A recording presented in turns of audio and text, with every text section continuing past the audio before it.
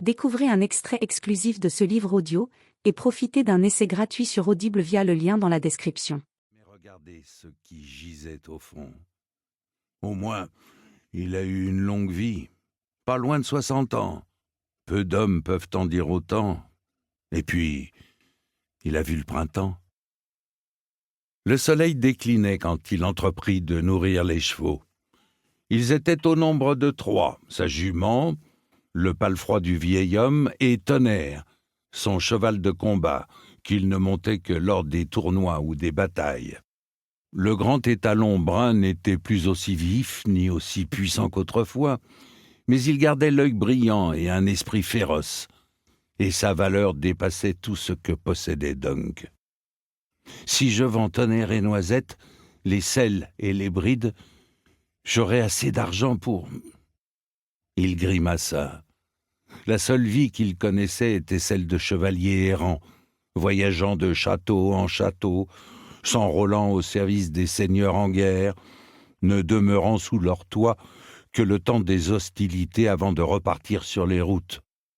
Parfois, rarement, les hommes de sa condition réussissaient à s'engager dans des tournois, mais certains chevaliers errants se transformaient souvent en brigands durant les hivers maigres.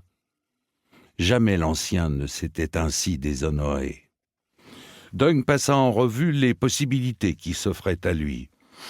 Je pourrais trouver un autre chevalier errant ayant besoin d'un écuyer pour s'occuper de ses bêtes et de ses armes, à moins que j'aille dans une grande ville, à Port-Lanis ou alors à Port-Réal, m'enrôler dans le corps des gardes, ou...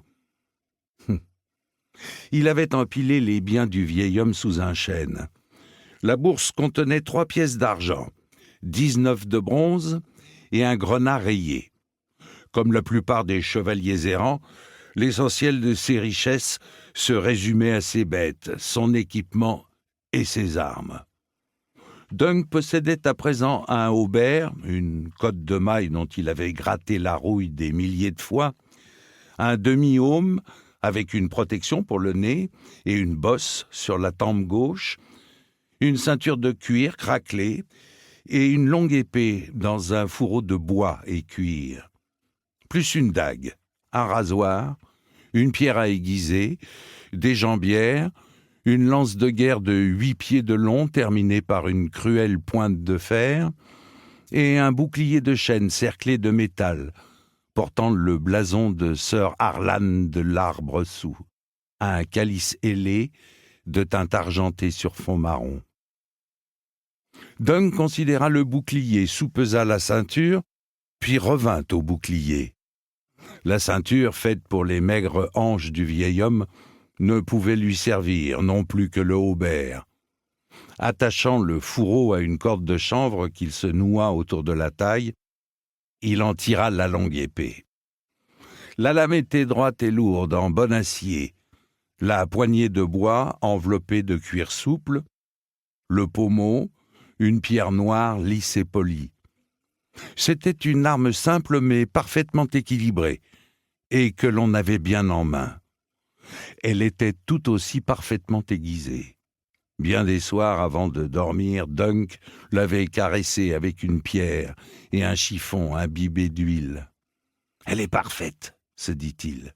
« Et il y a un tournoi à s'endreguer. » Pied de Biche, le cheval de l'ancien, offrait une bien meilleure assise que la vieille Noisette, mais Dunk n'en était pas moins épuisé et courbaturé quand il repéra l'auberge, une grande bâtisse de bois étorchie au bord d'une rivière. La chaude lumière coulant des fenêtres l'appelait irrésistiblement. Après tout, j'ai 3 pièces d'argent, c'est plus qu'assez pour un bon repas et plus de bière que je pourrais en avaler. Comme il descendait de selle, un garçonnet nu émergea de la rivière et courut s'envelopper dans une cape de toile grossière. « Tu t'occupes des écuries ?» lui demanda Dunk. Le gamin ne semblait pas avoir plus de 8 ou 9 ans. Maigre, le visage blafard, les pieds nus enfoncés dans la boue jusqu'aux chevilles, il était totalement chauve. Je veux qu'on brosse mon palefroid et de l'avoine pour les 3 bêtes. Tu peux t'en charger? Le gamin, lui... Livre audio complet gratuit disponible en description de cette vidéo.